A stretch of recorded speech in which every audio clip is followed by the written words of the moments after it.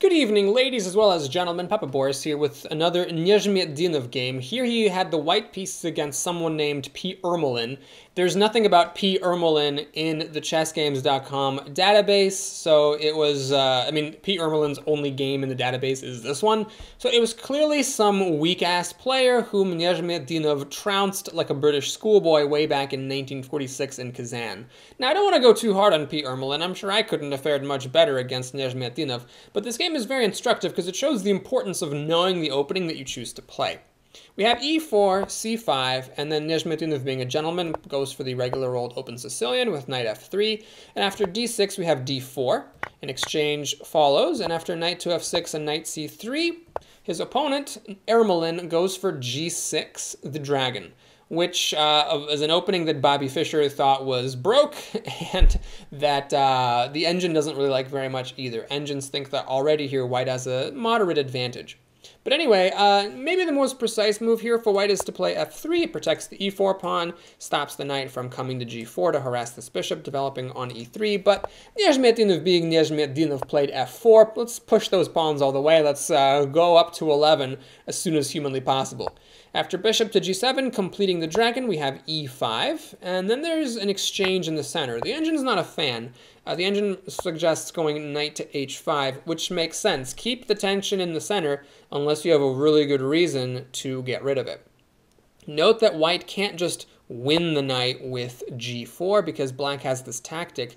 It may look as though this knight is trapped, but black can actually take the knight on f4, and after the knight is recaptured, d takes e5, forks white's pieces, and now white has actually lost a pawn and is significantly behind in this opening. So this is important. You know, if you're going to play the dragon, you should know these types of basic variations just a couple moves in and know the best responses. Ermolin did not, and he played d takes c5. Again, I don't want to make it sound like I'm, maligning or like severely dissing this poor dude from Kazan who did not have any idea what he was up against, but it's just a very instructive game to see the importance of knowing your opening. Now the knight's attacked, and if you are going to go for this line, you have to play knight to d7. It may seem passive to put all your pieces on the second ranks, but that's part of why exchanging on e5 is bad. It's because you have to make crappy, ugly-ass moves like this. What happens if you don't do that? Well, let me show you. Ermolin tried knight to d5, and now Nezhmetdinov just takes him apart like a clock. We have bishop to b5 check. Black's already in a lot of trouble here. White has actually already got a winning position, and it's only the 9th move of the game.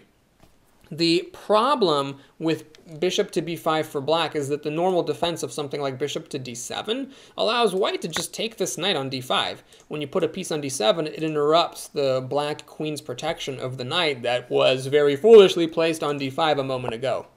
What can you do? Well, there's no tactics here, by the way. There's no, like, taking the bishop and then trying to take the knight, because after white recaptures the bishop, the vacation of d4 by the white knight conveniently reveals the white queen's protection of the knight on d5. Knight to c6 is not a good option because white can just take this knight, and now if the knight is recaptured, bishop takes c6, and whoops, forking your king and your rook. Also, I can just win the knight on d5, whoops, so it's not very good for black. Ermolin tried king to f8, and it's important to note that at this point black has already lost. He can just choose how and how quickly to lose. So king to f8, bishop d7, knight to c6, it's all the same difference. Nezhmetdinov continues playing rather precisely. He castles, which makes sense, get his king to safety, and also unveils the rook on the same file as the black king. And now Ermolin decides to speed along his doom. He plays bishop takes e5. This is catastrophically bad for black, because now after bishop to h6 check, black's in a lot of trouble. If you put the bishop back on g7 to block the check, then comes knight takes d5. If you recapture the knight, then white has this very pesky tactic, bishop to c4. If the queen moves, then the rook comes in on f7. And if you move in a particularly bad way, like if you, for example, try going to a5, then checkmate can follow pretty shortly thereafter. You know, the rook comes here, the king comes here, you lose your bishop. I mean, it's just pretty bad for black, all in all. So perhaps not wanting to get into any of these kinds of situations, Ermolin played king to g8.